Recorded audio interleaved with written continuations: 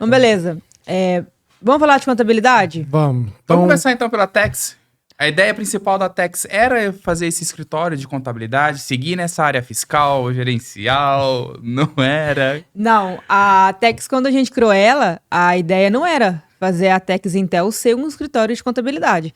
Tanto que a gente sempre usou o nome Tex Intel Perícias Inteligentes. Então, como eu sou formada em contábeis, mas a minha atuação sempre foi em perícia, então não era a intenção fazer a Tex ser um escritório de contabilidade. Só que aí, conforme as pessoas me conheciam, e eu sempre trabalhei também na área de consultoria, então o pessoal sempre falava assim, já que você é contadora, faz a minha contabilidade. Aí eu pensava, não tem folha de pagamento, é uma empresinha pequena, então eu vou fazer. E aí eu comecei a fazer a contabilidade assim, pegando um cliente ali, outro indicando, e aí acabou que a gente teve que abrir essa carteira, essa área de contabilidade na Tex. Então hoje é uma das áreas que a gente consegue atuar, fazendo folha de pagamento, apuração, como qualquer outra contabilidade, mas não estava no plano não, da Tex se tornar um escritório de contabilidade. E como está sendo essa experiência? Olha, ser contadora de fato ali. A experiência até que está sendo bem bacana, porque a gente, quando fala de contabilidade, é uma responsabilidade da gente ter a empresa das pessoas na nossa mão, em apurar os impostos. Então, a gente sabe que tem vários tipos de enquadramento. Então, assim, não é tão simples, porque a gente tem que ter responsabilidade e também saber o que está sendo feito com as informações da empresa. Mas o que a gente fez? A gente formatou um time na Tex, e aí com contadores e auxiliares na parte contábil, juntamente com um sistema que ajuda na apuração dos impostos dos nossos clientes. E aí a cada ano e a cada tempo a gente vem aperfeiçoando. Então, vendo como que funciona cada segmento de apuração é diferente. Então, a contabilidade de um posto de combustível é diferente da contabilidade de um mercado. Então, conforme vem as demandas, a gente vai entendendo a necessidade do cliente e vai entendendo como que é a contabilidade desse cliente, né? No Brasil, a gente sempre pega e fala muito que é muito complicada a parte tributária ali, né? Que das empresas sofrem com essa parte tributária e tudo mais. Tem muitos tipos de regimes tributários no Brasil hoje? Tem. Hoje a gente tem os regimes tributários, que seria o Simples Nacional, e dentro do Simples Nacional a gente tem aquela empresa que é o MEI, que é o microempreendedor individual. Depois a gente tem as empresas do lucro presumido e depois a gente tem as empresas do lucro real. Então, o que vai diferir entre esses tipos de segmento? A forma de apuração dos impostos. Então, a apuração do imposto do MEI já é diferente da apuração do imposto do lucro real, e também o limite de faturamento. Então, o limite de faturamento do MEI é diferente do limite de faturamento de uma empresa do Simples Nacional e também de uma empresa do lucro presumido ou real. O MEI tem alguma, assim, qualquer pessoa pode ser MEI? Tem alguma restrição referente a isso? Nem todas as atividades são permitidas para se enquadrar no MEI. Então, quando você quer abrir uma empresa, o que a gente tem que verificar? Primeiramente, qual que é o seu faturamento? Então, o MEI, ele pode faturar anualmente, dentro de um período de 12 meses, 81 mil. Então, se a sua empresa tem expectativa de faturar mais que 81 mil, então você já não pode ser MEI. Outra coisa também que nós temos que levar em consideração é a sua atividade. Então, quem vai abrir um escritório de contabilidade não é permitido. Tem algumas atividades que não é permitido ser MEI. Então, o que você tem que fazer? Entender qual a sua atividade e ter uma lista que o governo disponibiliza e entender se aquela atividade que você quer exercer está na lista de permitidos do MEI. Que nem você falou, né? Tem um limite ali, um teto de 81 mil em 12 meses para eu faturar. Mas, por exemplo, eu abri minha empresa de MEI no mês 7. Eu tenho esses 81 mil ainda para faturar? Não tenho? É menor? Não, né? No primeiro mês, primeiro ano é... É proporcional.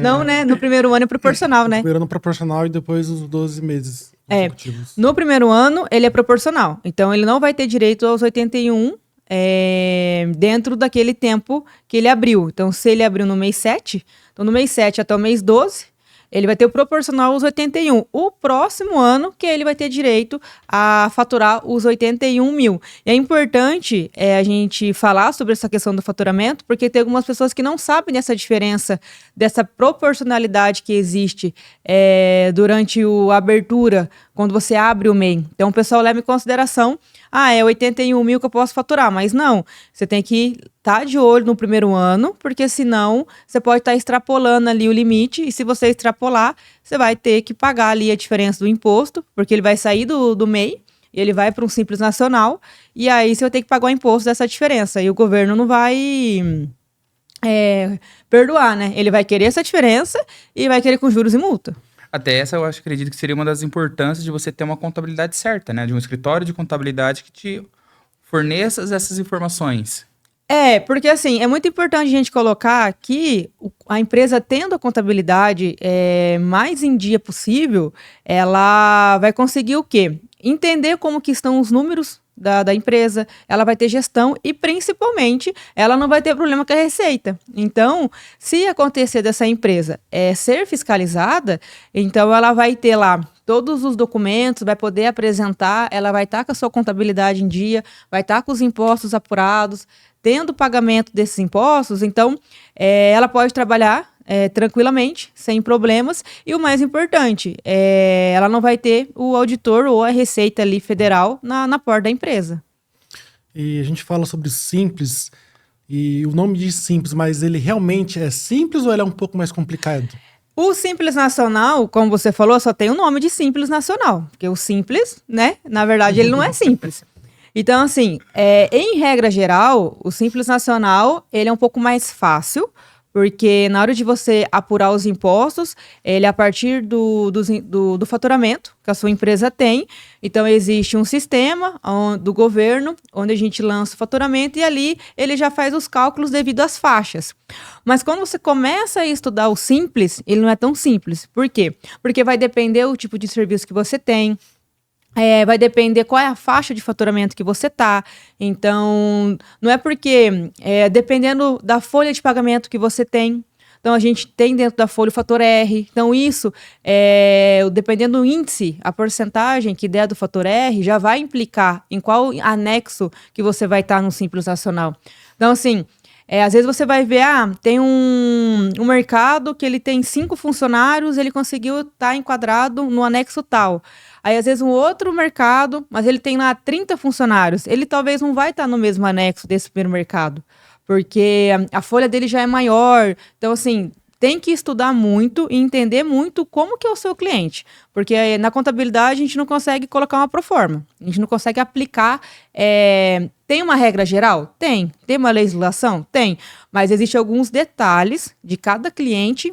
Por exemplo, para onde que ele vai vender? Então, se ele vender para Santa Catarina, já é diferente se ele vender só para o Paraná. Então, se ele, às vezes, vender para um cliente que é Simples Nacional, já é diferente se ele vender para um cliente que é do lucro presumido. Então, todas essas variáveis vai fazer com que mexa ali na apuração. Então, nem toda contabilidade, por mais que seja do mesmo segmento, ela vai ser igual. Então, por isso que a gente fala que é simples, mas na verdade ela não é. Porque você tem que ver as premissas que cada atividade tem e cada anexo também que tem lá no Simples Nacional. A única coisa que é simples mesmo é só que vem tudo numa guia unificada os impostos, né? Isso. O que acontece no Simples Nacional que é o que acontece da apuração. No Simples Nacional a gente tem uma guia só, onde todos os impostos vêm condicionados a uma guia. Então, todo mês você emite aquele DAS e manda para o seu cliente, diferente do lucro presumido e do lucro real, que você vai fazer a apuração, mas você faz essa apuração dos impostos em separado. Então, a única vantagem, vamos dizer até então, do Simples, seria isso, que você só manda a guia para o cliente e não dos outros regimes, né? Que você tem que mandar várias e outra. Cada guia tem um vencimento. Então, no Simples, você tem que se preocupar com um vencimento só. Agora, no presumido e no real, não. Eles são vários vencimentos, a forma de tributação é diferente. Então, assim, tem que ter, assim, um pouco mais de cuidado ali no detalhamento e nas informações dessas empresas do lucro presumido do real. Porque normalmente já são empresas maiores, que já não tem mais o faturamento que o Simples Nacional permite, que seria 4 milhões e 800, mas para fins de ICMS seria o sublimite de 3 milhões e 600. Então, quando essas empresas já saem do Simples Nacional, então é importante ter esse cuidado de entender como que apura essas empresas no presumido e no lucro real. Tá, em que momento você acha adequado assim, a empresa justamente pensar nessa transição do Simples Nacional para um lucro real, um lucro presumido? Como que ela pode estar tomando essa decisão para ela não acabar pagando mais imposto? Eu acredito que essa decisão é justamente para diminuir esse imposto. O que a gente tem que levar em consideração quando não vale a pena mais aquela empresa estar no Simples Nacional? Quando você olha lá, o Simples ele tem algumas faixas de faturamento. Então tem a faixa 1, a faixa 2, faixa 3 e assim que segue. Quando a empresa sai da faixa 5ª de faturamento e começa a migrar, ou melhor, não, é da 4ª para 5ª, né? Porque não tem faixa. Então vamos lá. O que acontece? Quando a empresa está no Simples Nacional e dentro do Simples Nacional a gente tem as faixas de faturamento. Então ela tem da faixa 1 até a 5ª. Então quando a empresa ela já começa a faturar a partir de 3 milhões e 600, mas aí você vai falar, Thaís, o Simples não é 4 milhões e 800? Sim.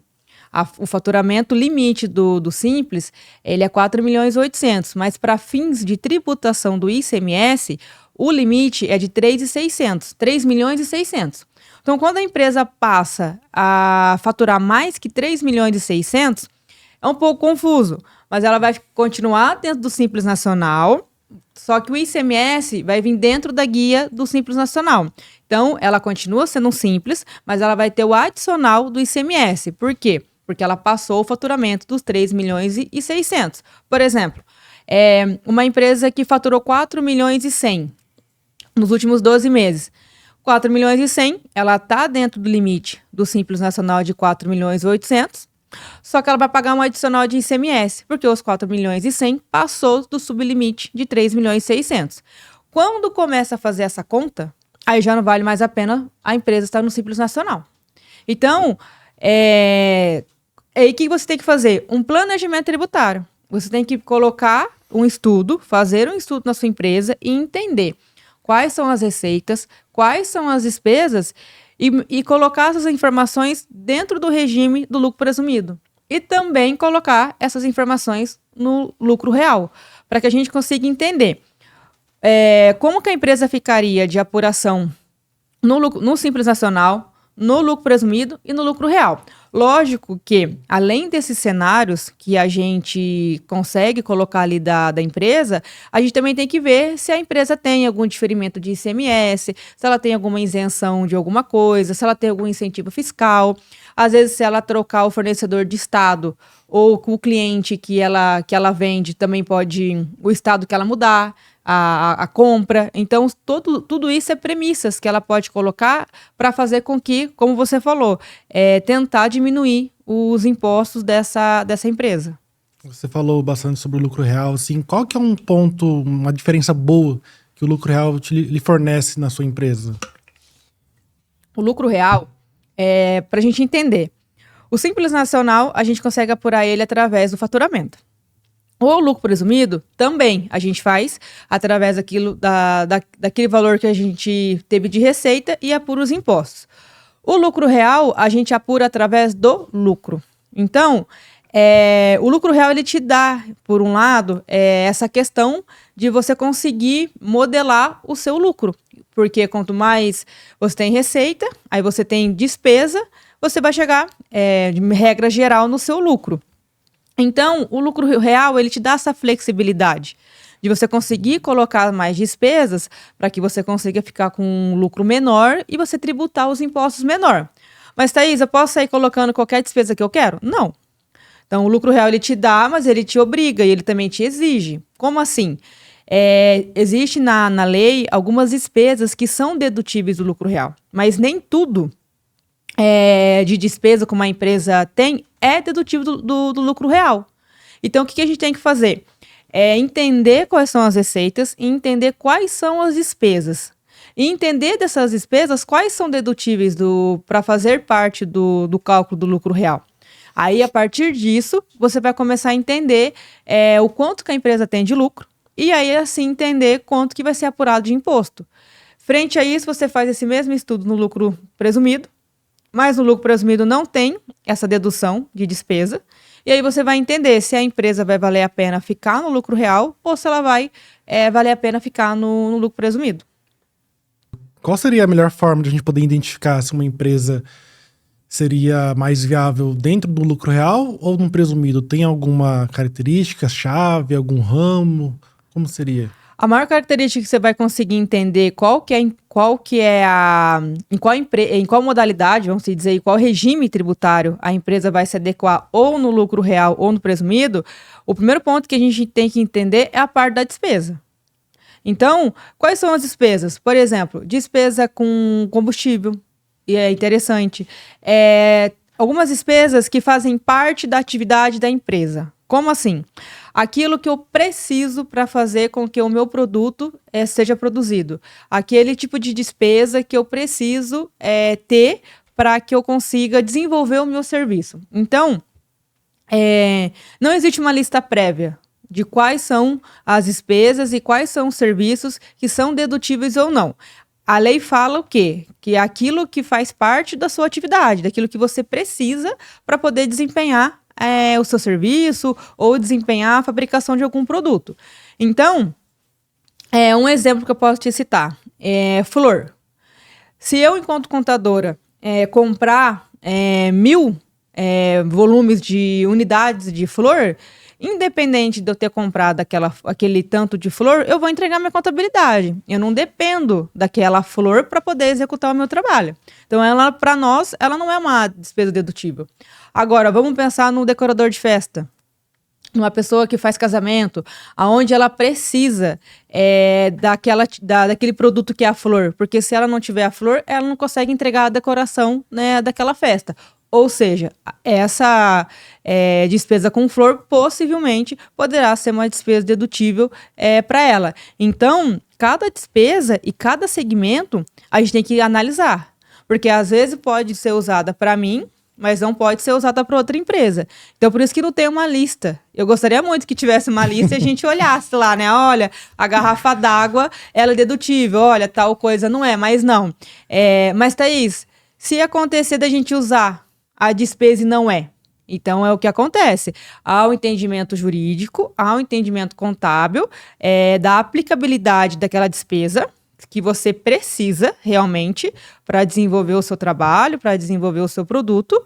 Mas a gente também tem que entender que pode ter o quê? A leitura da receita, o entendimento da receita. Às vezes você pode estar usando de uma despesa que você fala, não, eu preciso dela para trabalhar. E às vezes a receita vai falar, não. Você mostra para mim, prova que você precisa dessa despesa para você desenvolver o seu trabalho. E ela pode entender que você não precisa dela, que você pode entregar o seu trabalho sem aquele produto. Então, tem que tomar um pouco de cuidado também na hora de classificar o que é dedutível e o que não é. Porque se você sair colocando tudo é dedutível, que é o que todo mundo gostaria... Né? Porque daí você coloca mais despesa, sobra menos lucro, e aí tem menos imposto, mas a gente também tem que tomar cuidado que nem tudo é dedutível. E aí, o que vai acontecer? Você vai arrumar um problema pro teu cliente. Porque você vai colocar um monte de despesa, ele vai adorar, porque vai ter pouco imposto para pagar, só que depois a Receita vai voltar e vai falar, olha, todas essas despesas você não deveria ter usado, porque elas não são dedutíveis, ela não faz parte da sua atividade, você não depende dela. Para desenvolver o seu produto ou desenvolver o teu serviço. Então, tem que tomar muito cuidado. Eu não gosto de tomar decisão sozinha nesse sentido. Por quê? Porque é uma responsabilidade do contador e da empresa. Então, quando a gente encontra clientes lá na empresa que tem essa situação de despesa, é sempre importante, às vezes, ter um advogado jurídico da empresa, juntamente com o empresário, explicar para ele, entender o negócio, o serviço que ele faz, procurar entender se tem outras empresas também nesse mesmo segmento, para que a gente não vá lá e coloque uma despesa que não é dedutível. Então, é sempre importante estudar detalhadamente cada despesa para não ter problema, porque senão a Receita, como eu falei, a Receita Federal vai vir e vai querer juros e multa, e ela não perdoa. A paulada é grande, né? Ela não perdoa. Vamos colocar uma situação que uma empresa X teve alguma atuação sobre a sua forma de lucro. O que, além das penalidades de multas, juros, o que mais a Receita pode impor na empresa? Tem alguma outra coisa de penalidade? Normalmente, o que as fiscalizações acontecem? As fiscalizações nas empresas, normalmente, depende. A gente tem fiscalização municipal, que ela pode verificar a questão do alvará de funcionamento, ela pode verificar como que está a acessibilidade dessa empresa, porque tem empresas que tem que ter a parte de acessibilidade para cadeirante, pessoas com deficiência. Então, a gente tem a fiscalização municipal. Se está sendo feito o recolhimento ISS. Então, esse é uma das fiscalizações na parte da prefeitura daquela cidade. Quando a gente vai para o âmbito federal e estadual, aí a gente está falando do quê? ICMS, PIS, COFINS, de outros impostos que também esses órgãos podem verificar se houve realmente o recolhimento daquele imposto. Só que o que acontece? As empresas, elas acabam não recolhendo os impostos que deveriam ser recolhidos. Então, na sua totalidade. Então, normalmente o empresário fatura ali, vamos se dizer, 2 milhões, mas ele tem 1 milhão em nota. Então, o que as fiscalizações acabam ficando mais em cima nessa questão? Se realmente a pessoa vendeu 2 milhões, que ela tenha a nota dos 2 milhões. Então, na prática, isso não acontece. Existem alguns tipos de segmento que eles são um pouco mais visados, vamos se dizer assim. Porque pode ser mercadorias roubadas, pode ser algum tipo de tipo de mercadoria ilícita, né? Que, por exemplo, droga, armamento. Então, existem alguns tipos de segmento ali, alguns produtos que o pessoal quer comercializar, que chamam mais atenção. Mas, assim, a grande parte da receita, ela está olhando na parte dos impostos. E também verificar se realmente aconteceu aquela operação. Porque tem muitas empresas que, para ganhar crédito de imposto, ela simula a compra. E, na verdade, não aconteceu a compra. Então, hoje mudou muito a questão da fiscalização pelos meios eletrônicos, né? Que as empresas entregam as declarações, os SPED, toda aquela questão de contabilidade que a gente tem que entregar todo mês. Então, hoje, a Receita consegue fazer os cruzamentos de dados, principalmente conta bancária, que hoje o pessoal está fazendo Pix para todo lado. Então, hoje já está sendo, até Santa Catarina tem um projeto já, que já está sendo desenvolvido, o pessoal já está trabalhando nisso, que é o quê? A Receita conseguir arbitrar e conseguir ver quanto que você teve de faturamento, ou seja, entrada e saída na sua conta bancária. Porque o brasileiro e o empresário tem toda aquela movimentação bancária, mas não é o mesmo que está na contabilidade. Então, isso já é uma questão que está sendo feita de realmente eles começar a pegar, que me mostra quanto que você tem de faturamento na sua empresa. Tem 1 milhão. Aí chega lá no extrato do cara, da empresa, tem quanto? 3 milhões. E aí? E aí eles querem a diferença. Entendi. No Brasil, empresários podem ter várias empresas, né? Tanto presumido, real e tudo mais. Eu posso ter várias empresas no Simples Nacional? Tem alguma restrição nesse sentido? Eu posso ter uma no Simples, uma no presumido, uma no real? Tem alguma coisa nesse... Hoje, a gente não pode ter 2 empresas no Simples Nacional. Qual que é a regra? Por conta do faturamento. Então, eu, enquanto empresária, eu não posso ter 2 empresas do Simples no mesmo segmento, ou na mesma atividade e no mesmo endereço, que é o que mais acontece. Por que o pessoal abre 1, 2, 3, 4 empresas do Simples? Eu já tive um cliente que tinha 9 CNPJs do Simples Nacional. Por quê? Porque vai chegando para estourar o faturamento e aí abre outra. Aí abre um CNPJ no nome da esposa, aí abre um CNPJ no nome do sogro, do sobrinho. E aí eu cheguei numa empresa uma vez que tinha 9 CNPJ. O que não é saudável, porque você pensa, você ter o controle de 9 empresas do Simples Nacional e não pode. A legislação não permite esse tipo de situação. Porque às vezes você poderia sair dessa situação dos 9 CNPJ do Simples Nacional e aí tá lá às vezes com uma empresa do lucro real. Mas para isso tem que ser feito o estudo. Então o que acontece? A gente não pode ter mais 2, 3, 4 empresas do Simples Nacional no mesmo CPF e a gente também não pode no mesmo endereço, com os mesmos canais. Eu digo isso porque é o que a gente mais encontra. O empresário ter 2 ou 3 empresas do Simples no mesmo endereço, na mesma rua ali, o mesmo proprietário. Então, às vezes, ele tá em uma, mas a esposa dele tá na outra. Mas, Thaís, não pode? Não pode. Por quê? Vínculo econômico não é vínculo econômico, grupo econômico. Grupo econômico. Então, a gente não pode ter várias empresas do Simples com essa ligação entre mãe, filho, marido, esposa. Por quê? Porque dá grupo econômico. Mas, em regra, o Simples Nacional, ele é um pouco mais benéfico. Ele é um pouco mais, na parte dos impostos, ele acaba sendo mais barato. Então, por conta disso, o empresário ele prefere arriscar entre pagar mais impostos e ficar tudo ok. E aí ele prefere arriscar e ter 2, 3 simples, paga mais barato, mas ele fica no risco. Então, a gente tem que entender o que ele quer. Qual que é o perfil desse empresário? Ele é o mais conservador? Ele é mais arrojado? Tem empresário que não liga. Tem empresário que ele fala, não, eu não quero pagar imposto, eu quero investir na minha empresa e vamos. A hora que acontecer alguma coisa, a gente contrata o advogado, depois a gente resolve. Agora, tem empresário que fala, não, Thaís, eu não quero esse tipo de preocupação para minha empresa. Eu quero ter tranquilidade, eu quero deitar e dormir tranquilamente. Então, a gente tem que entender qual está disposto a pagar pelo risco e qual que não está disposto a pagar por isso. Porque se você estiver disposto a pagar, nesse caso, ter 3 empresas do Simples, então você está disposto a pagar para o governo depois, né, o que o governo quer. Pode. Então você vai ter que pagar de uma hora, agora ou depois, você vai ter que pagar, não vai ter jeito. A gente está falando bastante sobre essa parte da contabilidade e qual seria o impacto, assim, numa empresa que não tem uma contabilidade correta? O impacto são vários. Então, se a gente não tem uma contabilidade correta, a gente não consegue ter números. Então, a gente não tem gestão. A gente não consegue entender se essa empresa é uma empresa saudável, se ela está dando lucro ou se ela está dando prejuízo.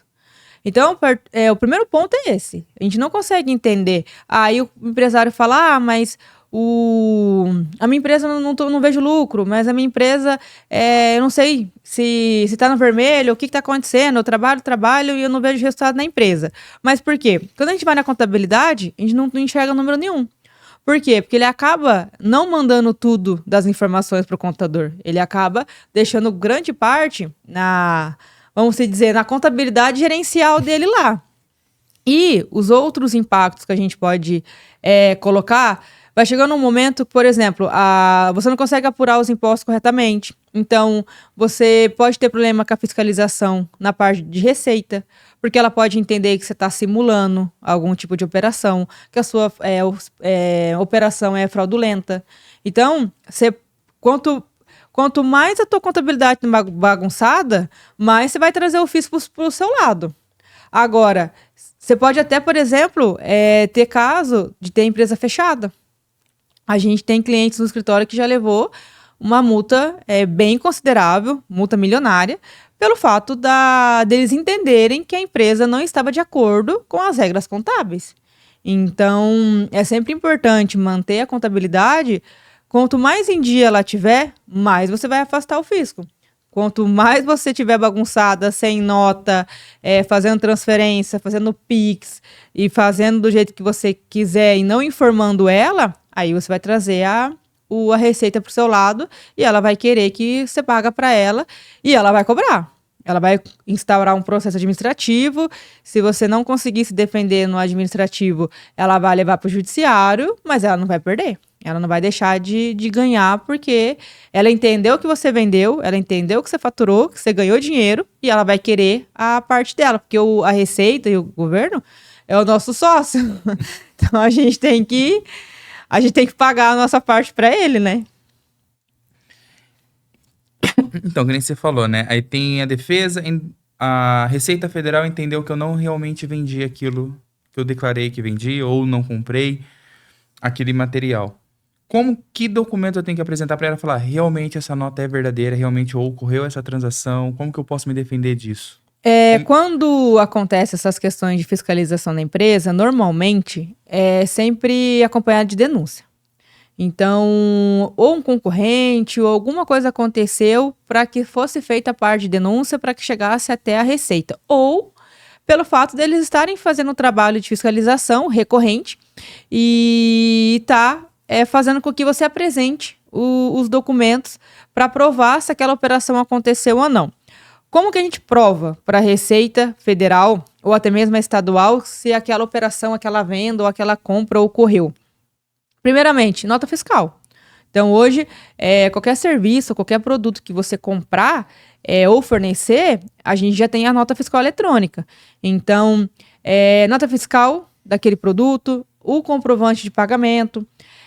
Se você foi até outra cidade, outro estado, entregar esse documento, esse produto, então é importante você ter o documento do pedágio, o documento do combustível, você ter o documento, às vezes é uma carga que houve peso, você pode mostrar o documento que você fez a pesagem daquele produto, ou se você despachou ele pelo Correios, também você consegue provar que você despachou pelos documentos do registro do Correios.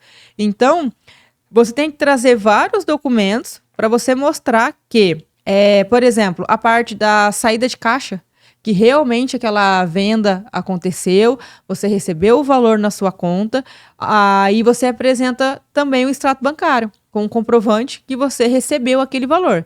Então, não é um documento, são vários documentos que a gente consegue colocar para apresentar para a Receita. Mas tem um número de documento? Não. Quanto mais, melhor. Então, se você tem nota fiscal, comprovante, extrato, às vezes a foto do seu produto sendo despachado, você tem lá o documento do Correios, você tem o pedágio, o documento do caminhoneiro, o motorista que estava dirigindo aquele caminhão, todos esses documentos, quanto mais documento você tiver, melhor. Por quê? Porque você vai conseguir embasar para poder mandar para a Receita e ela entender, não, essa operação aconteceu, essa operação não foi simulada, ela não é fraudulenta. Então, tem que fazer a guarda dos documentos.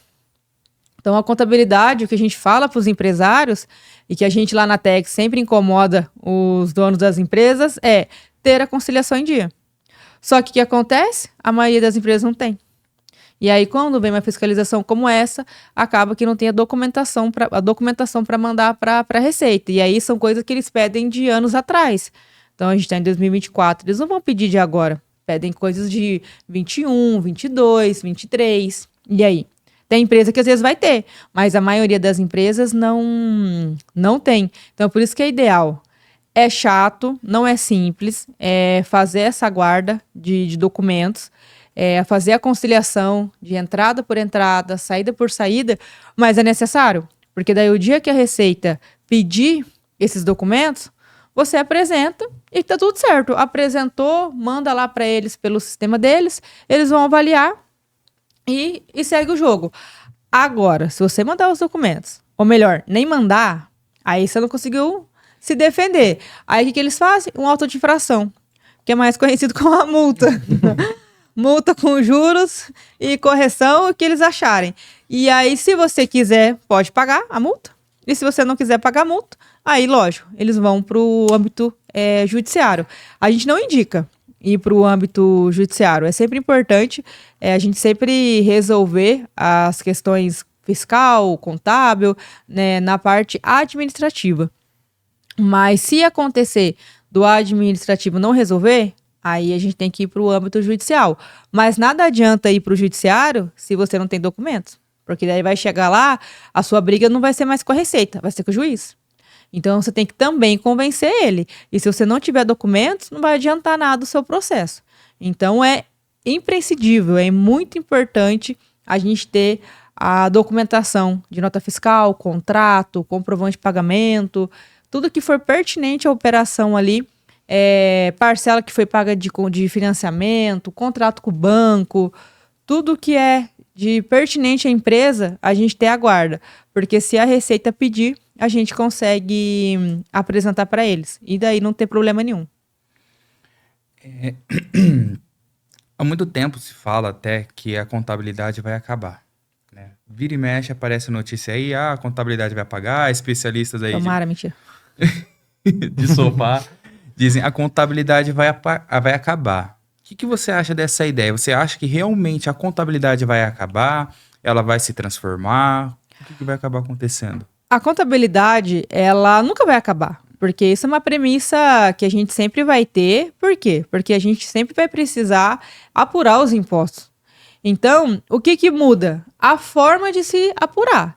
Então, antigamente, os contadores não tinham ferramentas como sistema, coisas que a gente tem hoje. Então, eu não sei se vocês já tiveram a oportunidade de ver, mas anteriormente, os balanços de apuração, assim, os documentos, eram uns livros desse tamanho. E os documentos que eram entregues para a Receita, eu não sou porque eu sou novinha, né? Então, assim, eu não sou dessa época. Mas, normalmente, entregava o documento físico lá na ADCTF, alguns documentos entregava lá na Receita de forma física. E ao longo do tempo isso foi mudando. Hoje a gente, na contabilidade, entrega isso de forma eletrônica. Então, eu acredito que nunca a contabilidade vai acabar. Mas ela vai se modificando da maneira o quê? Ferramentas, sistema, coisas que vão ajudando você a fazer ali a apuração. Mas o que a gente não pode deixar de lembrar é o quê? Não é simplesmente pegar a ferramenta e colocar as informações do cliente lá e você aperta um botão e vai sair a apuração. Não. Por quê? Porque cada cliente tem a sua informação, cada cliente tem seu detalhe. Então, por mais que vai existir um sistema para automatizar, para agilizar o processo, ainda vai precisar daquele contador que é o quê? O contador que analisa, que veja os dados detalhadamente, que olha lá as apurações para ver se está feito corretamente e analisar. Não somente colocar as informações lá e apertar um botão que vai sair a apuração. Não. Eu entendo que o sistema vem para ajudar, porque as empresas hoje, dependendo, tem 30, 40, 50, 100 clientes do que era feito anteriormente, né, no passado, mas eu não gosto dessa parte de você automatizar 100%, só lidar com o sistema. Você ainda vai precisar de pessoas que elas sejam capacitadas, onde ela consiga fazer a análise, ela consiga enxergar um pouco mais detalhado a apuração daquela empresa. Então, a contabilidade vai continuar aí por muito tempo, onde com certeza vai mudar. Por exemplo, já estava um projeto de lei para aumentar o limite do MEI. Então, eles também acabaram, estava vendo um projeto para aumentar os limites das faixas de faturamento do Simples Nacional. Agora já está vindo a reforma tributária, então que já é totalmente diferente das questões de apuração, da parte de impostos do que a gente tem hoje. Então a gente vai conseguir entender o quê? Que ao longo do tempo ela vem se modificando. Ela vem mudando, mas acabar não vai acabar. A reforma tributária mesmo é um exemplo, que ela continuou, né, a apuração, mas de maneira diferente, que é o que a gente vai ter que se adequar daqui para frente com os novos moldes dos impostos, das apuração nessa reforma tributária. Não me pergunte de reforma tributária. Não.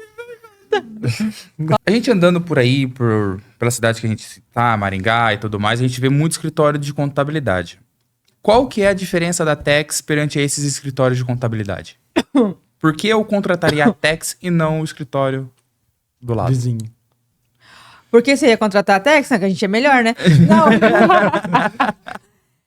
Na verdade, assim, a gente brinca, mas eu sempre falo, a nossa contabilidade da Tex, eu nunca quis ser uma contabilidade que a gente fosse contador e que fosse lá apurasse os impostos e mandasse somente o DARF, ou o imposto ali pro empresário. Eu sempre coloquei na Tex que se fosse para ter uma contabilidade, que a nossa contabilidade fosse diferente. Mas como assim diferente? A contabilidade consultiva. É onde a gente consegue fazer a contabilidade, onde não faz, todo cliente é igual. Não, cada cliente tem sua particularidade, cada cliente é apurado da maneira que tem que ser apurada, conforme as suas informações, conforme o regime que ela se encontra. Então, uma das premissas seria isso. E segundo, seria essa contabilidade consultiva, onde a gente conseguisse entregar a contabilidade para o empresário, mas a gente conseguisse entregar para ele também essa parte da consultoria, onde a gente conseguisse entregar para ele a parte de gestão, que ele conseguisse ver os números, se aquela empresa está com resultado, se ela não está, o que ela pode melhorar. Às vezes ela está com estoque muito alto, às vezes ela está com prazo de pagamento muito curto, prazo de recebimento muito longo. Então, a gente só consegue entregar essa contabilidade consultiva, lógico, se a gente tiver a contabilidade em dia. Então, a gente sempre traz para o cliente essa questão, o quanto que é importante fazer a conciliação, deixar a contabilidade em dia e a gente conseguir entregar essa contabilidade consultiva. Então, lá na Tex funciona assim, a gente faz a contabilidade, e juntamente com a contabilidade, a gente entrega os dados, a análise, DRE, fluxo de caixa, orçamento, indicadores financeiros, juntamente com o consultor financeiro que ele vai apresentar e junto com o empresário todo mês, olhar os números e entender o quanto que aquela empresa está saudável, o quanto que pode melhorar o caixa, o quanto pode melhorar o preço, para que ele consiga ter um bom desempenho da empresa. Então, é esse diferencial que a gente tem na nossa contabilidade. Se você discordar, eu te bato, Alisson. Você vai fazer e pronto, é isso. Agora vamos mudar um pouquinho da contabilidade, mas mudar um pouco os assuntos. Agora um pouco mudando dessa coisa mais formal que a gente tá falando, você como contador, o que mais você ouve assim dos seus clientes assim, de engraçado, de acontecimentos, de... Não sei o que ele quer falar, não. O que eu escuto de que é mais engraçado na contabilidade? Ih, Alistair, e agora? Não, as principais dúvidas, assim, que chama atenção. Como, por exemplo, assim, que às vezes que o empresário deveria saber e ele não sabe. Mas, enfim, o que os nossos clientes mandam para nós, lá para você? Perguntando. Você fala, olha, coisas básicas, mas que o cliente acaba mandando para nós. Basicamente coisas sobre rescisões e benefício que o empregado deveria ter, e ela sempre fica me confirmando, mas tem que ter esse valor, tem que ser desconto, não pode ser menos, né? Eu não consigo fazer um contrato dele por fora para não ter que pagar os tributos de trabalhistas, basicamente isso mais que acontece. O que a gente mais escuta é a questão de pode fazer sem nota? Precisa? Dá para fazer fora da folha? Para não pagar imposto? Dá para colocar, dá para pagar por fora, precisa mesmo da nota, se eu fizer um Pix, mas se eu pagar em dinheiro, o que acontece? Então, a gente brinca, mas é real, né? O que o empresário conseguir fazer algumas artimanhas, algumas questões ali para não pagar o imposto, ele vai fazer. Então, lá na Tex a gente até vê, ele nunca vem pelo lado mais conservador, né? Pela parte do que pode. Não, ele sempre tenta pelo lado que não pode. E uma das coisas que a gente sempre passa pro cliente o quê? O que pode. Se ele dali para frente decidir que ele não vai fazer da maneira que tem que ser feita, então isso é uma responsabilidade dele. Então tem coisas lá na Tex que às vezes acontece do cliente mandar, vocês fazem tal e tal maneira? Não, a gente não faz. Por quê? Porque a gente está com a responsabilidade da empresa, daquele cliente, também a responsabilidade da Tex, e também eu, enquanto profissional, que estou à frente da Tex. Por quê? A gente tem órgãos que está fiscalizando a Tex, que é o CRC. Então, a gente não pode ter problemas no escritório. Então, nem todo caso que o cliente quer fazer um fraude, ele quer fazer alguma coisa ali ilícita ou errada, a gente sempre mostra para ele qual que é o caminho que ele tem que tomar, o que ele tem que fazer. Todos aceitam? Não. Né? porque na maioria eles acabam procurando outro contador que aceita.